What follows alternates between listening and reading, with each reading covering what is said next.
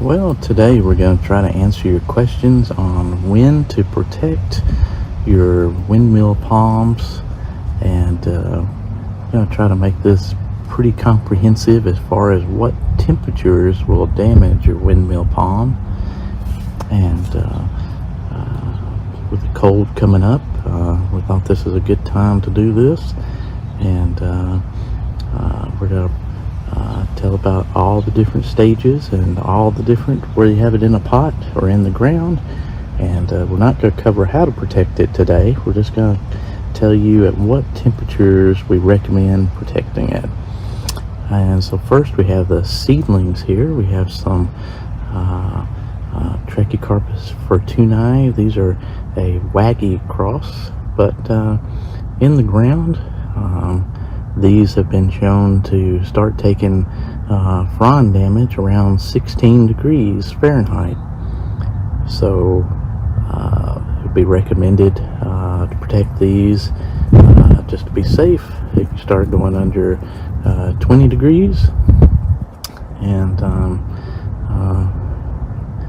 the easiest way to protect these little small palms like this is to take some leaves or something like that, dry leaves, and put over them. Or if you have something like a little styrofoam cooler or something like that, give them a little protection. And that's the best way to protect these, since they will start taking some damage at around 16 Fahrenheit. Next we have the same situation, but let's say you have some small seedlings in a pot. These would need to be protected at least at temperatures below about 21 or so, because the roots will freeze. So I like to give you a little cushion. So I would tell you at 25 degrees or so to make sure these are either inside, or alternatively you could tuck these up against the house and mulch them in and that sort of thing.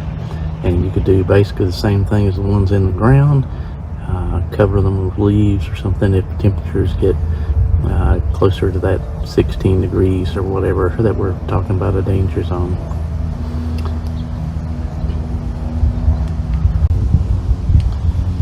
Next we have our juvenile size Trachycarpus fortunei, and these are palms that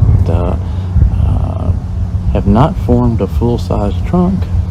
And my definition for protecting them is if they're not growing healthy and have grown at least around 10 fronds per year. So full-size trunk, you'll know it when you see it. It's about 8 or 10 inches or more at least wide. And but anyway, this is a juvenile here, a smaller palm, and this one's been in the ground I think a couple years now, but still it falls into that smaller palm size. It's getting a little tougher, but these smaller palms are more likely to spear pull in temperatures under 21 degrees Fahrenheit. So at least with ice and cold conditions. So if you have that type of condition and want to ensure that they don't spear pull, it's best to have them covered at least with a dry cover during those events. And they start taking frond damage at around 13 degrees Fahrenheit. So if you want to save the fronds, especially under that temperature, it would definitely be recommended to use that temperature as a start point to protect them. Or like we say, if you're having the freezing precip, you're gonna want to take some precautions even under 21 Fahrenheit just to prevent a spear pull. It may not kill the palm, but it just depends on how picky you want to be with covering your palm and protecting it. So anyway, that's the temperatures that you should protect a juvenile palm. And now we're going to move on to the adults, and then we're going to move on to a larger potted palm. So here's a larger palm that's about 7 feet tall, and this one has a full-size trunk developed, and it's growing fronds at a very good rate, at least at 10 fronds per year. And so I consider this to be an adult. It's flowering. This one has seeds, and so this particular palm is a little hardier. It still has some danger of spear pulling in the teens or whatever, if it has a ice and cold event. So it's recommended to have some sort of heat source in there if you have that type of event. But for sure, the recommendation is it starts taking some spotty frond damage, which will just be little spots on the fronds if it has temperatures around 12 degrees Fahrenheit or lower. And as those temperatures get lower in the 8 to 10 degree range, you'll start having a lot more frond damage. So it's recommended, if you're going to see temperatures under 12 degrees or under, to have this size palm protected if you want to try to save the fronds. So that's the recommendation on that. As far as the palm dying, temperatures generally around 8 degrees Fahrenheit or lower put your palm in danger of death. And so it may or may not die during those temperatures, but especially 5 degrees or so starts really putting the palm in danger. If it doesn't die, it'll be in pretty poor shape for a lot of the next year. So you have to consider that when you're thinking about covering the palm. But so the general recommendation is, if you want to keep the fronds is under 12 degrees, go ahead and take some protective measures. And just one final tip: when you have these exposed roots like this, the radiative cold will sink down to the ground. So if you have a very cold conditions, these are the most sensitive parts of your palm. So these are sensitive at about 20 degrees Fahrenheit. So anything getting close to that, you're going to want to make sure the roots of your palm are mulched in very well with and depending on what area you're in. If you're in something really cold, you may have to take other measures. But if you're in areas 6 or 7 or 8 and going to get temperatures at 20 degrees Fahrenheit or less, or even approaching that, you need to have mulch up over about an inch or two over the top of these roots, and that'll protect them and keep them from getting that cold. And you don't want your roots to freeze. And last, here we have a larger potted palm, and the palm itself is pretty hardy into temperatures just like the others. The fronds and the trunk and everything down to about 12 degrees where it starts taking some frond damage. But with it being in a pot, these roots, which are the most sensitive part of the palm, are sensitive in temperatures around 20 degrees or less. And so when you have a potted palm, it is best to be safe and bring it in around 25 degrees Fahrenheit or less. That's just to be safe, because you don't want the roots to freeze, and if the roots freeze, you're going to have some problems with the palm the next year, and it's just not going to be healthy.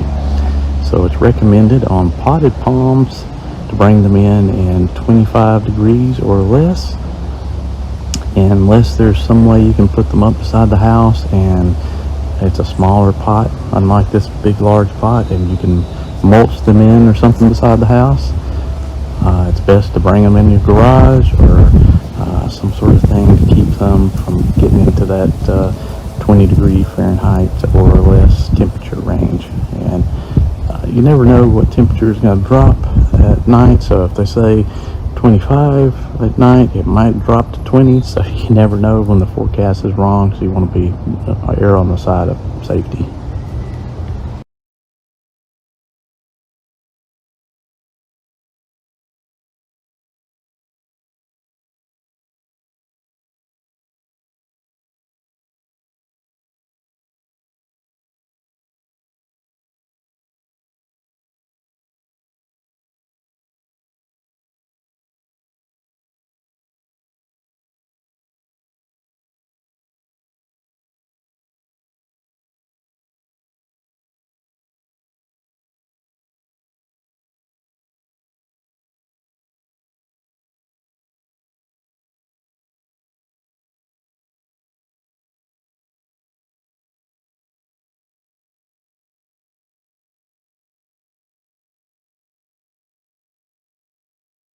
some of the most common mistakes that people make when protecting their palms.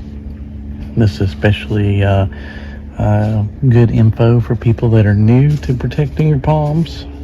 And so this applies mainly to people that are covering their palms or heating their palms with either lights or heat tape or any other thing that you're doing.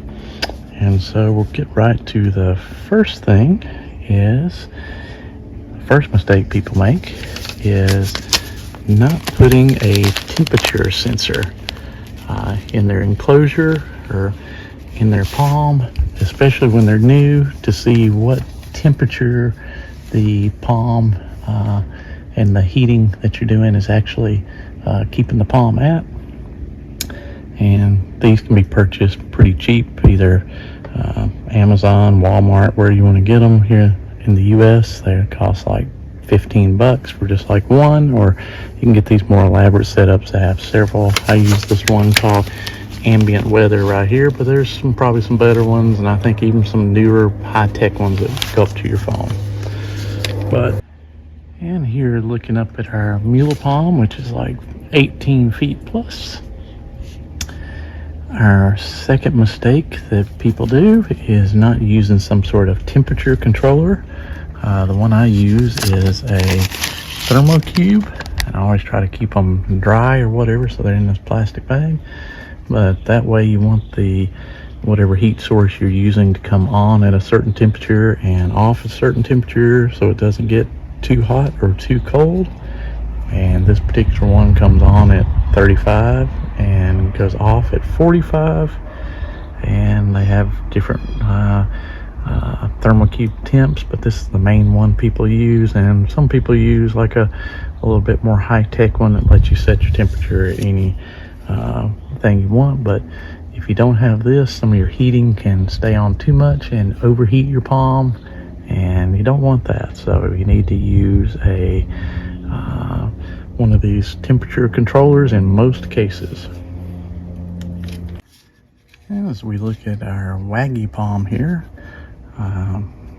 the next mistake I see a lot of people making, or it's not necessarily a mistake, I just think it's overkill, is a lot of people will not wrap their palm fronds up, but they'll build a big, huge structure over the entire palm, which sometimes can be very large for some people. And it's really easy in most palms to wrap the fronds and tie them up, which make the palm, in most cases, less than a 2 by 2 foot size.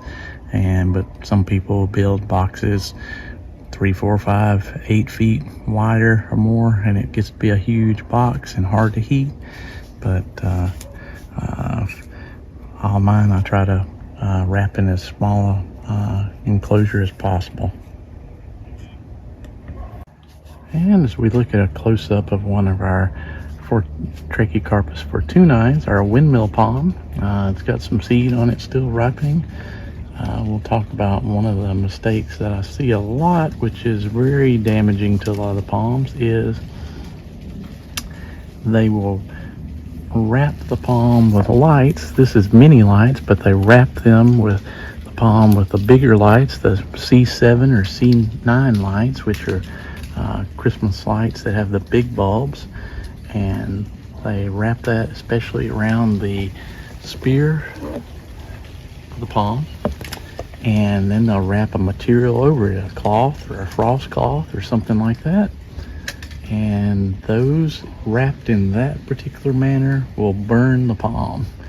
And if you have bigger lights touching the fronds or any type of green part of the palm, it'll burn it. And also there's some ways to burn the palm, like turning the heater or something like that directly on the palm and palm spear, or having a big bulb directly on the spear.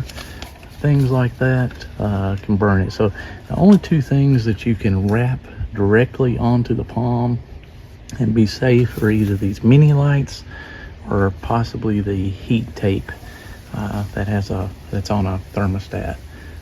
But other than that, you better be extremely careful. You can put the bulbs like the C7 or C9 loose, like if you had them just hanging out here in a box, but they're not wrapped directly to the trunk or the spear, and they're just used as a general heat source, that's where the confusion comes in. So you can do that, that's fine, but you don't want to wrap them, mummy wrap them is what it's called, on the palm. And as we have a look at our Sable, Louisiana here, one of the other mistakes people make is wrapping a palm directly with plastic, either black plastic or clear plastic, it doesn't matter. If it's wrapped especially directly over the palm in like a mummy wrap type fashion, when the sun hits that, you're gonna fry your palm. It's not something you can leave on long term. And the plastic will actually transmit cold at night and to the fronds if it's touching them. And so the only way you should use plastic is if it's like a rainproofing material that's over another type of cloth or blanket or something like that on your palm. And if the plastic is on the outside in the sun, it should not be left on long term when it's in the sun is out hot. The only way you could leave the plastic on that way is to cover it once again with some sort of cloth over the top of the plastic so that the sun doesn't heat up inside there, and you'd have to watch about the heat and condensation in it that way. But plastic is very dangerous in most cases, so you gotta be very careful. And what's similar to that is people will build boxes with either plexiglass or plastic on it, and if it's in the sun, you better be really careful because that can heat up quite a bit, and you really don't want your palm going through this heat cold cycle during the day, heating up real hot and then going down at night very cold. And so it's best to keep the palm, when you're protecting it, in the cool side of things. So most palms, that would be like 35 to 50 or 60 at the most. And next, as we take a look at some of our sable palms, to the left we got a sable minor, and then to the right of it we have a palmetto, and then to the right of it is a brazoria. But the next mistake or misunderstanding that people have is wind chill versus absolute temps. And so people see the wind chill and it might be, let's say, 0, and the temperature might be 15, and they want to know what temperature to protect the palm. And the wind chill, it only applies to things like people that are putting out body heat. The absolute temperature is what you want to go by. Plants don't experience wind chill. The only thing the wind does to plants is the cold air can cause a desiccation, which is a type of drying out of the fronds or leaves of a plant when they can't get enough moisture through the roots or up through the plants when they're cold. But otherwise, wind chill does not matter at all. The wind itself will matter. It might affect your enclosure and that sort of thing, but and your heating, you got to make sure that it doesn't affect it. But other than that, wind chill itself is not the temperature that you protect your palms based on. It's based on the absolute temp. Next, we'll talk about, as far as your connections, something everybody overlooks is you want to make sure there's something called a GFCI, which is if your electric cords or whatever, if any of your electricity comes in contact with water, it'll trip something on most houses called a GFCI circuit. And so all of your connections should be, the loose ends where they plug in should be taped, and any type of connections together should be taped. And if possible, they shouldn't even be laying on the ground like this. This one's up high. You don't want, like, if you're in an area where it floods, you don't want this like a connected cord to be laying in the water, because it might trip your GFCI and turn off the power to your cords. And similar to getting the power is you want to make sure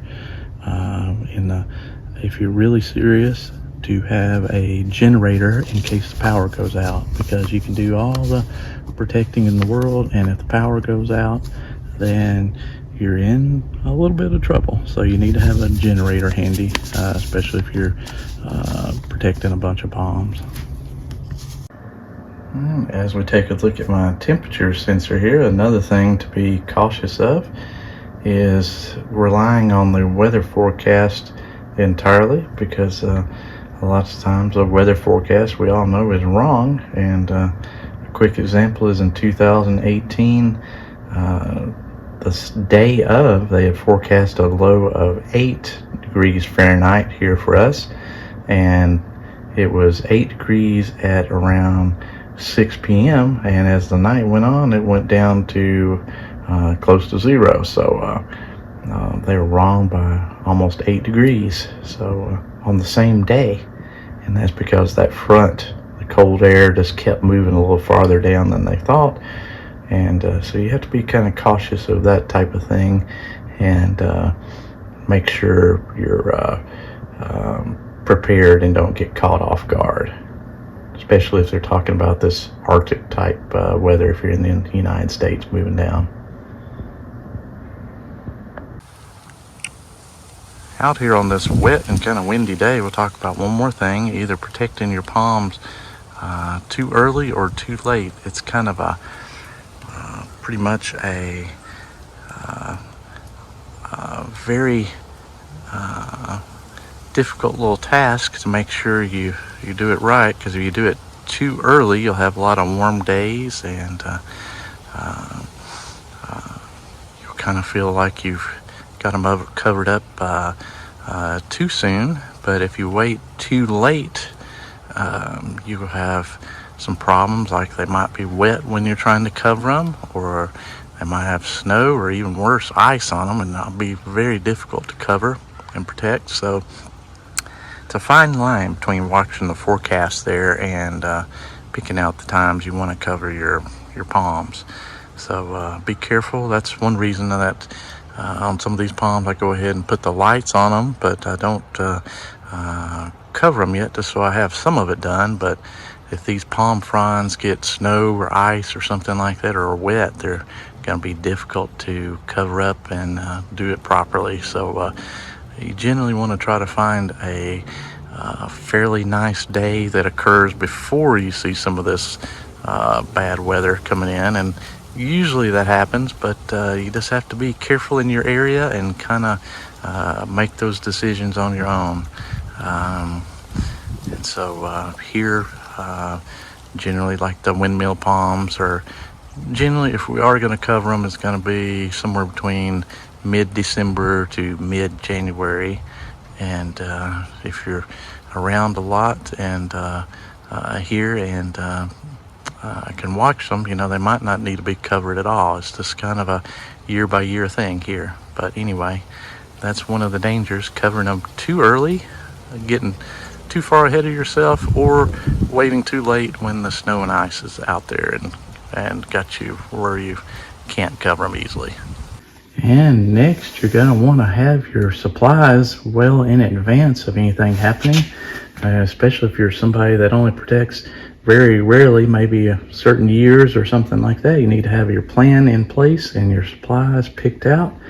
And because of that, once in a lifetime cold comes and just announce it a few days beforehand, and you don't have the proper supplies to protect your palm or plants, then you might be out of luck.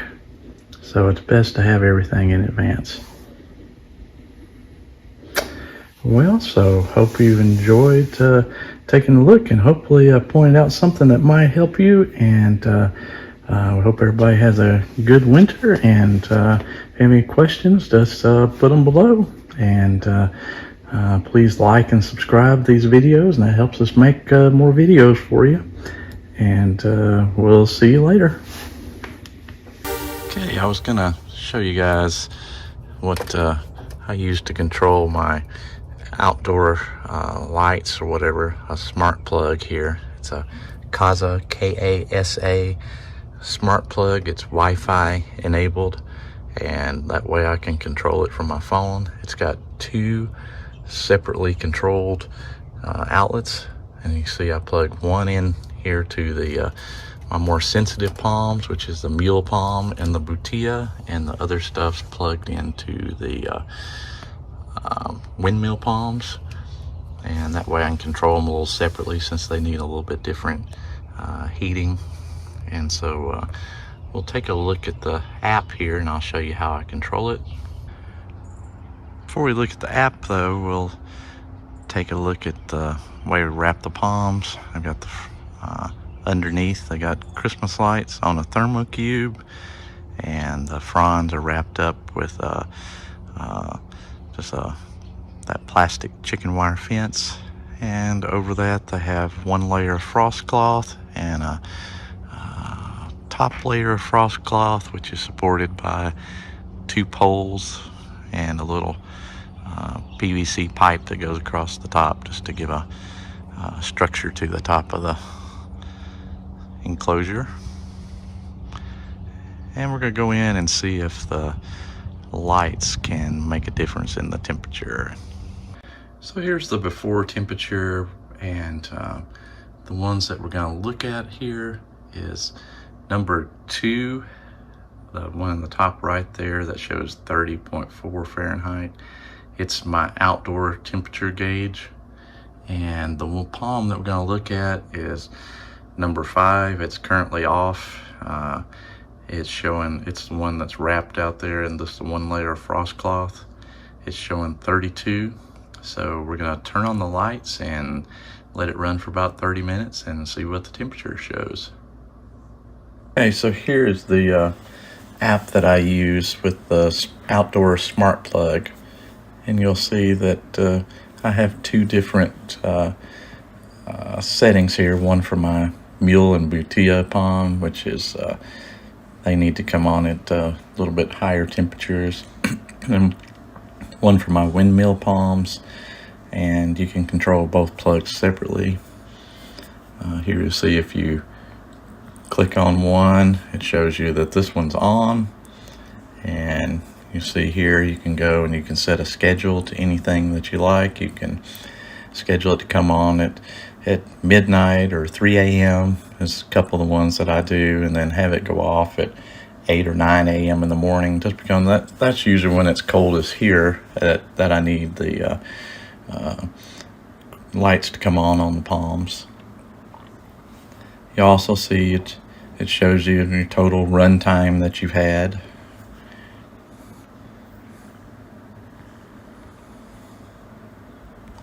And also you can go in here and go back to this, and you can just manually click on these to turn them on or off. So if I want to turn on the lights on the Mule and Butia, I just click here on this top one. You see it turns green. That means it's on, and I just click it again and it's off. And of course, to use this plug you have to have a Wi-Fi router in your house, and you just have to set up a Kasa account or whatever. But you can also turn these on and off when you're away from home, and so it's pretty handy to have. And that way you don't have to go in and out of the house to turn on the lights, or you don't have to put them on another type of timer. And anyway, that gives you an overview of how this works. And we'll take a look at my temperature sensors here in a minute. So this is the lights we use on the palms, and they're just the standard incandescent mini lights. And the reason I like to use them is because they won't burn the palm, and you can wrap them directly to the palm, and that way you can heat on the palm itself instead of trying to heat a large enclosure. And so you can just wrap directly over the palm with frost cloth or something like that, and heat the palm. And heat is always generated by the watts of whatever you're using on the palm. In this case, 100 lights here is 40 watts. And so that generates quite a bit of heat when it's wrapped directly to a palm. A lot of people always say that these mini lights won't generate any heat, and that's true that each individual light is a lot. So here's our temperature sensors about 30 minutes later, and you can see number 2 is the outdoor temperature, and you can see that it's 33.3, went up just a little bit, it's warmed up a little bit outside. Number 3 is the mule palm. It's wrapped in one layer of frost cloth right now. You can see it's 44.6. It has the lights on, so it's a little bit over 10 degrees over ambient, and the lights go off on the Thermocube at 45. And so they generally, just with one layer of frost cloth, give me at least 10 to 20 Fahrenheit increase over ambient, even in cold temperatures. And so number 4 is one of my windmill palms, and number 5 is the one we looked at earlier that was before we started, in the low 30s. I forgot what the temperature was, but anyway, you'll see that with the mini lights and one layer of frost cloth, you can easily get 10 degrees Fahrenheit, and it would probably go up even more if it wasn't for the Thermocubes that eventually shut them off. So the Thermocubes come on at 35 degrees, they warm up to 45, and then they turn off, and then they turn back on at 35 again. So you won't see the temperature go much above 45 to 50 or so there. So anyway, that's just a little video to show you that the mini lights do put out heat, and dispel any rumor or any myth or whatever about them. And we'll see you later. Here's some tips for you guys putting your Christmas lights, your mini lights especially, on your palms. Here's a smaller palm. I'll show you. This one has I think about 200 of the mini lights, and these are the incandescent lights, obviously. But the most important tip is, when you're protecting your palm, this spear area here where the spear comes out is the most important part. Water gets down in this area and will freeze and damage the palm, and this is where the fungus will set up in the palm and try to do a spear pull, and especially in spring around February or March. So you take these mini Christmas lights like this, and there's a little pocket down in here.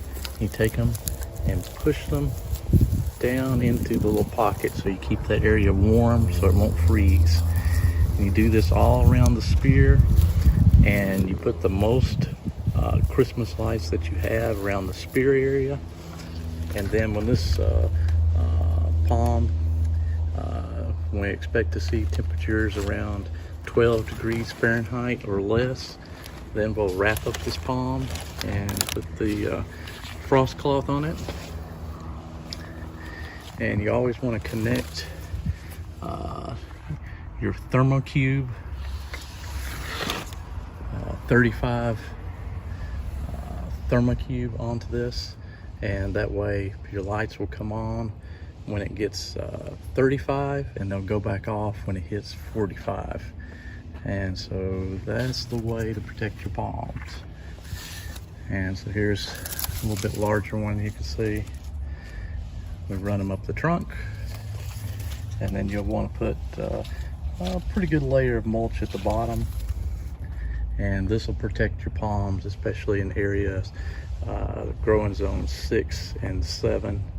And if you're colder than 6B or so, you'll probably want to build some sort of more permanent enclosure, some sort of box put your palm in. So everyone have a good winter. Thanks. Today I'm going to show you how I've been wrapping the palms. I'm going to unwrap this one, and so you kind of get a reverse view of what we're doing to the palms.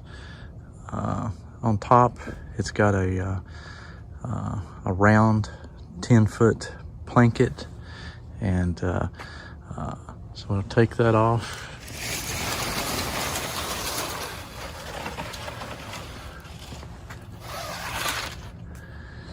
And to secure the top, you'll see, to get the water to run off, it has two 90 electrical PVC bins with a little section of cut PVC pipe in the middle. And so we'll take that off.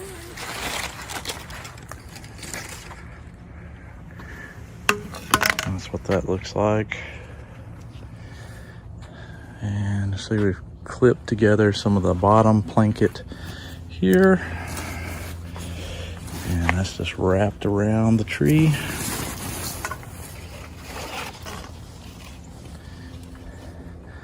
And so now you see we've got the it's got I think it's a 3-foot plastic chicken wire fence, and down the sides, to make the support for the top that we had, you see we've ran a couple of these tree stakes, which are fiberglass poles. And so we'll take that out. So we've run those up through the fencing to hold the top together.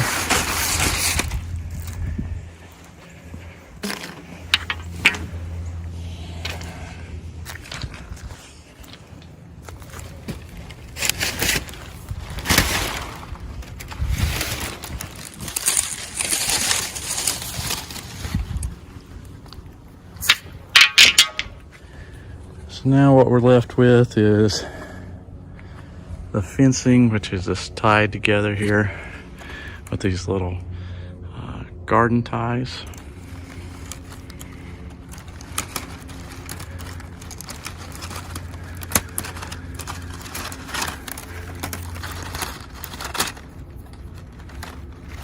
Kind of hard to do this one-handed, but once we open this up, the palm will just kind of open itself up here. I may have tied it together a little, but I've got 3 ties on it here.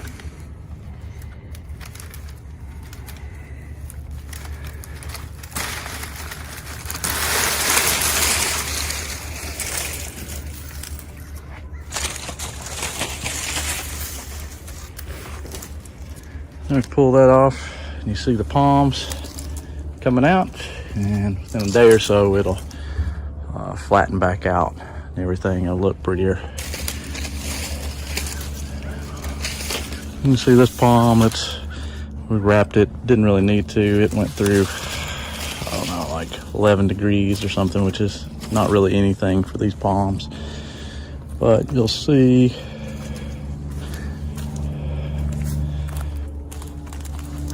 over here is where I put the electrical connections for the palm.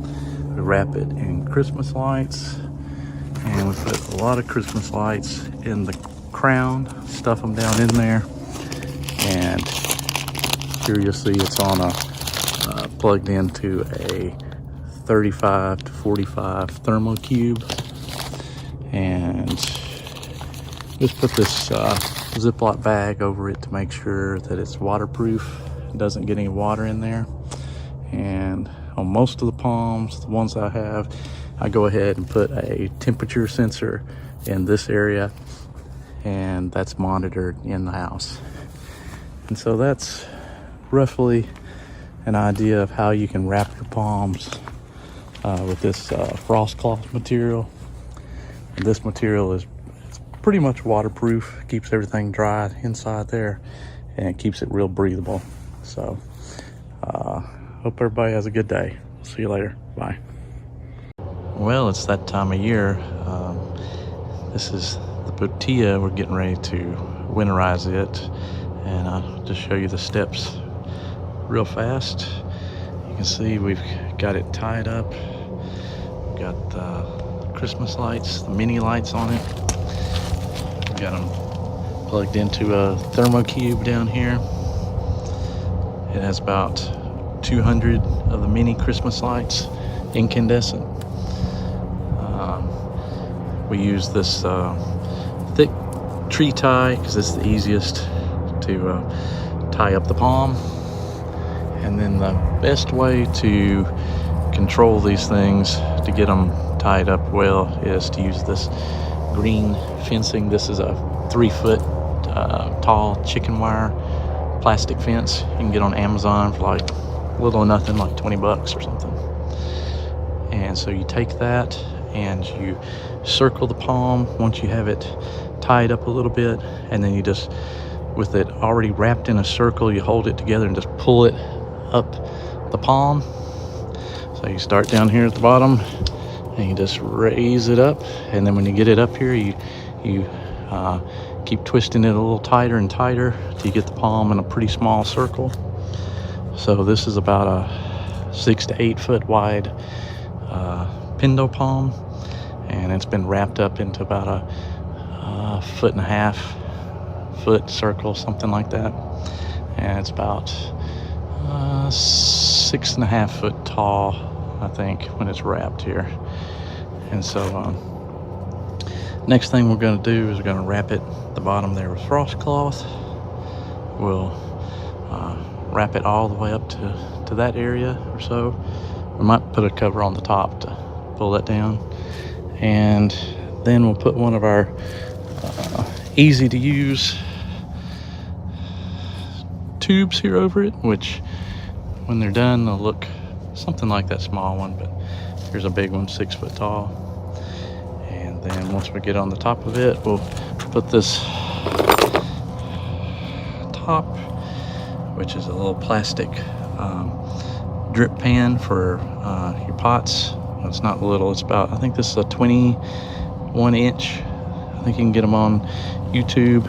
So I've drilled some holes in the side and attached these adjustable tent ties. And so from last year, it already has the tent stakes and everything tied to it. So all we can do is set this on top, stake down the sides, and adjust the little ropes using these little clips that they have on there that adjust it. These things hold real good, and it'll be done.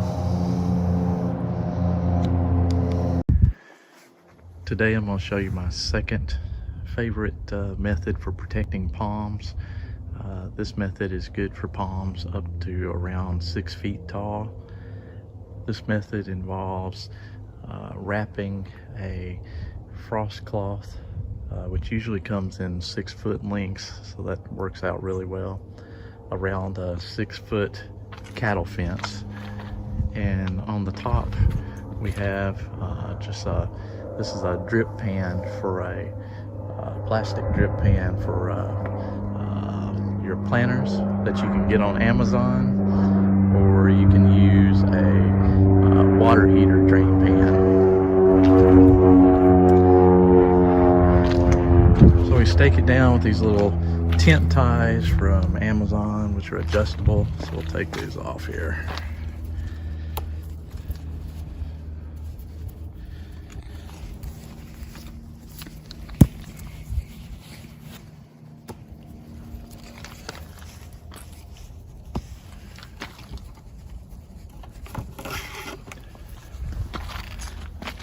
Loosen them.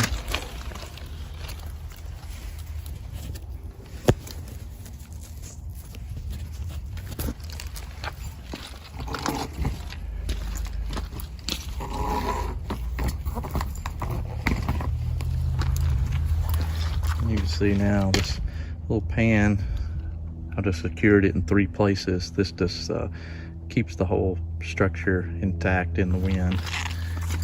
So you just set that aside. I tie it in the middle here, one of these ties. You can see the way I put the frost cloth on is we clip it on with these little clippies that you can find at any Staples or Walmart or whatever. They're used to little binder clips for paper. This is like the medium size. And so once you have that like that, your palm is inside here. You can just take this whole thing and just lift it over the palm.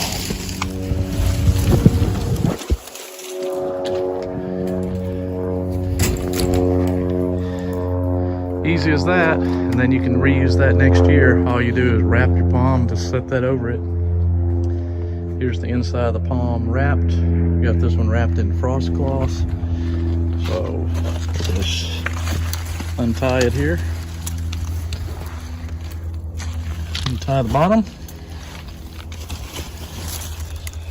Unwrap the frost cloths.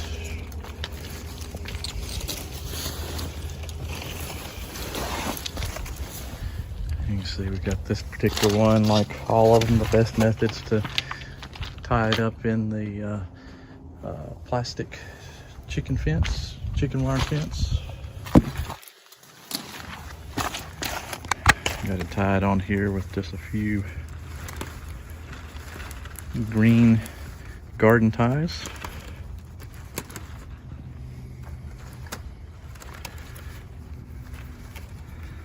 Untie that.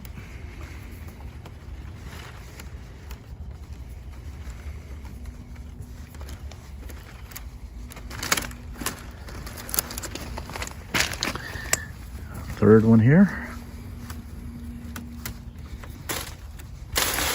And the palm will open up when you take that off.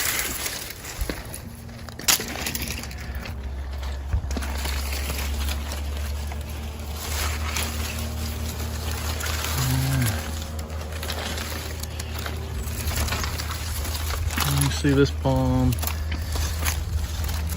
Everything looks good and green. Got our Christmas lights. We'll leave those on for another month or so just to make sure cold weather doesn't come back. It's gonna hurt it. And that's what you do. You can put this structure back and store it for next year, and it goes on in about 5 minutes once you have your palm wrapped. So we'll cut off. Looks like we got a couple fronds here that have died off over the winter. This palm's been wrapped for about 3 months, and everything, this palm will get back looking good. The fronds will go down here in a day or so. So that's what you do. Thanks. Well, let's talk a little bit about needle palm and cold protection.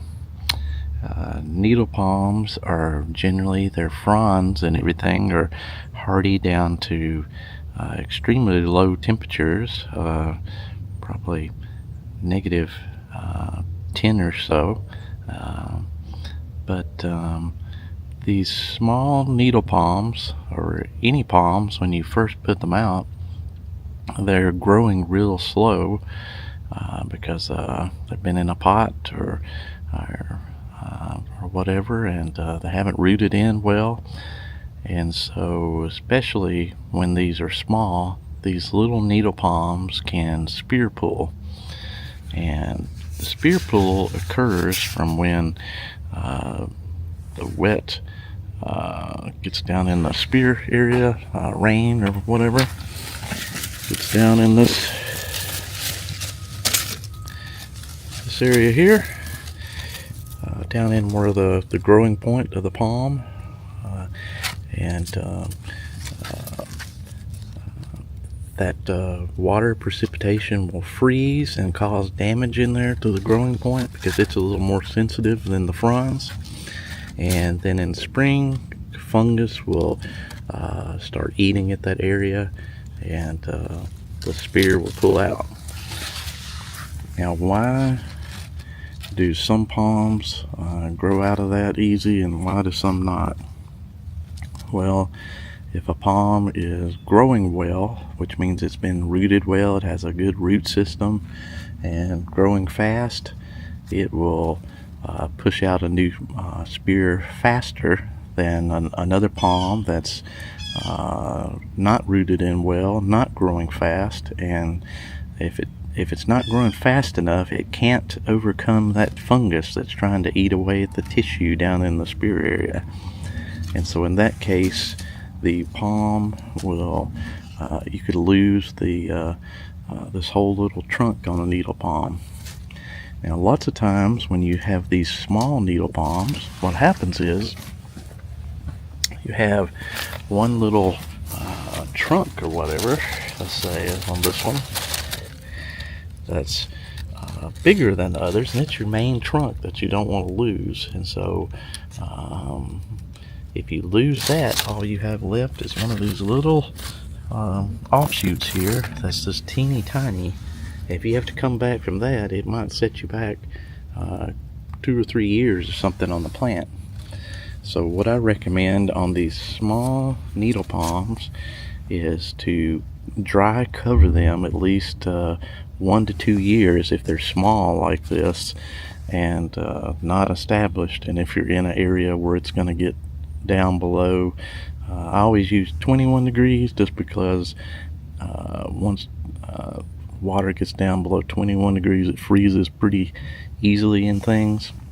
So if you have like rain and temperatures under 21 degrees, it's best to keep these palms dry covered if you want to ensure that you don't lose that larger trunk on these smaller palms the first year or two. So that's the recommendation, and it's just up to you. You know, a lot of times, you know, you may have a 50-50 shot of these palms regrowing the spear, or you have needle palms have a awful good chance of growing back from the smaller offshoots, but it'll set you back some. And like I say, here I have 7 needle palms. We'll look at a few of the larger ones here. And here's one of my larger needle palms. None of mine are really large. This one's about 4 feet tall and wide, and I've got about 4 this size, and 2 small ones, and another one that's kind of about 3 foot tall or so. And here you can see this one's got about a trunk that's about a little over a foot. And once one gets established in this size, you're not going to have to worry about covering them. Or if you have one that's established good and got 2 or 3 trunks on it, they're just much more cold hardy. So you won't have to cover them once they get up this size.